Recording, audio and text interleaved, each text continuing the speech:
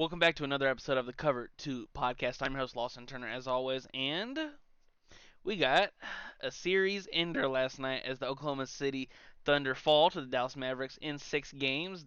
Dallas was down 17 in the second half and crawled all the way back to win 117 to 116. So let's dive on into my thoughts and opinions on this game and series overall.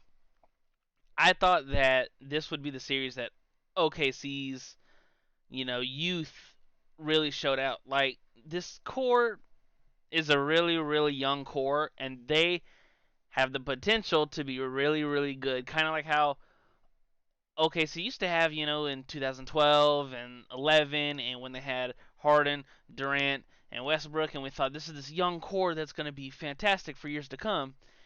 And then Harden leaves, and then it's stuck with the dynamic duo for years after that. I don't think it's the case for. I don't think it's the case yet. Give it another 3 years, and then we'll see, because it's going to be hard to pay everybody. SGA, max. Jalen Williams is going to want to max. Chet, if he continues his growth and how he's performed over this year. Even though technically it's his second year in the NBA, he's still a rookie. Because it was his first year playing. Now, I thought Dallas came out super flat. I thought, like, the second the Thunder went on a 14-4 run in the opening quarter in about 3 minutes. I was like, well, it's gonna be tough to now. The biggest thing that this game was in Dallas, because I thought the crowd made up for a lot of lack of energy that the Mavericks came out with. They didn't come out aggressive. They didn't come out with their hair on fire like they did in the second half. And we saw when Dallas kind of woosawed and got their feet wet, and they turned the 11-point deficit to a 2-point lead in the second quarter. Now, then OKC does everything right for the last 5 minutes of the first half. 24-6 run. They go from down 2 to up 16 and a half, and they're up 17 in the third. And like we've seen all postseason, these 15, 16, 20-point leads, they can be over just like that in a hurry.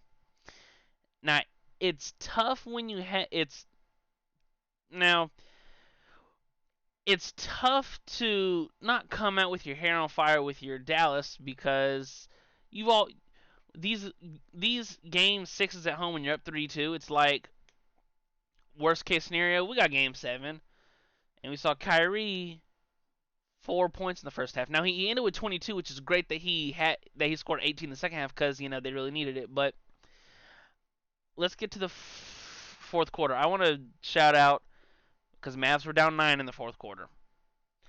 PJ Washington, you didn't have a great game through 3 quarters. You were in foul trouble for most of the night, but all 9 points that you scored in last night's game in the fourth quarter, I was also going to tip my cap. It's so great to watch players, especially role players, that are bad for a half or for 3 quarters, and then turn it up in the fourth or the second half. Because, like, you see the confidence. The confidence never wavered for PJ. He was still, in my opinion, their catalyst in the fourth, because when he hit a big three to put him up late in the fourth, and when he essentially ended the Thunder series, the Thunder season, with the 2 free throws that he made with 2 seconds left. I thought it was fantastic. It makes me laugh, because, not saying that Shea's a free throw merchant, but we've seen him get to the free throw line all year long, and to have him foul PJ on a three, that would be the deciding factor. Now, is it just that foul? No. Like, Shea played out of his mind. He only got to the line 7 times, and he was inefficient from the line, which is something we haven't seen him all year long. Only hit 4 of his 7 free throws. I'm not saying you got to be better, because he was outstanding all last night. 36 points, 3 rebounds, 8 assists, 2 blocks, 14 for 25, 4 for 5 from 3, and he's not a volume or he's not a high volume 3-point shooter. And the fact that he was 4 for 5 from 3 last night when his team needed it was awesome. It was flatly awesome. I thought Jalen Williams also played a fantastic game. 22 points, 9 rebounds, 8 assists, 8 for 16, 3 for 5 from 3, 2 steals and a block. Awesome. Chet, okay game besides from 3. He shot 1 for 7 on his threes last night. But overall, like I said, I thought it was fine. 21 points, 3 rebounds, 2 steals, and an assist to chip in. This Dallas team is going to be a handful for whoever wins Game 7 tonight. Whoever wins Game 7. Like, this was Luka's worst post. This was by most accounts like his worst postseason series, and he still averaged 25. 20, let's be accurate. 24.7 points if you want to run up 25. 10.5 rebounds, 8.7 assists. So he still averaged 25, 11, and 9 on 56.6 true shooting percentage, and only LeBron and Jokic have averaged at least those numbers in a playoff series.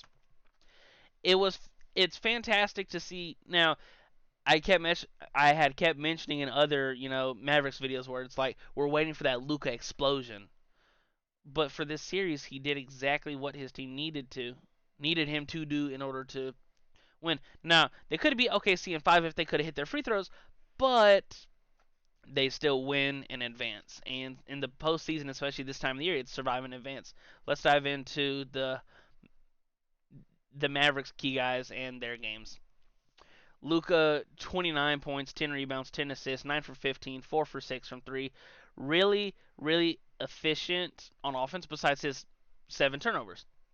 That was the only flaw to me in Luka's game last night. He made all his free throws, all 7, and we know that can be a bugaboo for Luka at times. He can get to the line essentially at will, but he hasn't been a high percentage free throw shooter over the course of his career thus far. And in a closeout game, in a close closeout game, I might add, hitting all 7 free throws was fantastic. When you see Shea on the opposite side miss 3, I thought Derek Lively was awesome. Derek Lively, for a rookie to come in and essentially split minutes with Daniel Gafford since they brought him in at the trade deadline, and then almost win the job this postseason. Especially this series, he was fantastic. You look at last night: 12 points, 15 rebounds, 3 assists, a steal, a block, and was a plus 26 when he was on the floor. It was awesome to watch. Derrick Jones Jr., 22 points, 4 rebounds, 2 assists, a block, and a steal, and he was hitting those timely corner threes that Dallas need him to hit. He was good enough on defense. Now it's hard when you have Shea and J Dub, but he's he still did a good job on the defensive end to me, doing what, because all he needs to do is make it tough. You don't have to stop anyone because you damn near can't stop these offensive players. They're so skilled. There's no set thing that you could do when you're on the defensive side of the court to shut these guys down. It's, can you make it as tough as you can. That's all it is. And Derrick Jones Jr. was hitting timely threes in the fourth. He hit a crazy turnaround mid-range shot to put Dallas up 5 late, and he was awesome. Like I mentioned, Kyrie Irving. We want to see Kyrie be better in the first half because he only had 4 points. And for Kyrie, it's a I'm so happy, like, genuinely for Kyrie, because outside of his stint in Cleveland with LeBron, it's like, well, Kyrie's kind of aloof and a nut. But we've seen him in Dallas. The media and all of us basketball fans were starting to talk about him as an artist and a basketball player like we used to, and not a nutcase and a cancer locker room guy. Which could he is he a little nuts? Yeah, but we're all a little nuts in our own opinion, and he just so happens to be one of the best basketball players in the world. 18 second half points, like I mentioned earlier, was fantastic. PJ 9 in the fourth, great. Let's go into like these team stats. Dallas's bench outscored OKC's bench by 10. It was 25 to 15, and they won the 3-point battle against the number one 3-point shooting team in the league last year, percentage wise. Like they had one more make also than OKC. The threes were 16 to 15. Dallas was 16 for 34 from three. That is 47%, while OKC was 15 for 41. That's 40. No, that's 37%.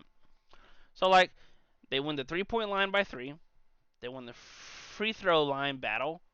Dallas shot 24 free throws, made 17 of them. That's 71%. While OKC only took 17 free throws, they made 13 of them. That's 77%. Turnovers. OKC was the cleaner team when it came to turnovers. OKC only had 8 turnovers that led to 19 points off those turnovers for Dallas. While Dallas had 17 turnovers. That's more than double what OKC had. And I thought late if there was a game to steal or come up clutch, it was this one for OKC. But one team has two of the best closers in the game right now, and the other has SGA. That's kind of all it is sometimes. They have more top heavy talent than you do. Them being Dallas and you being OKC.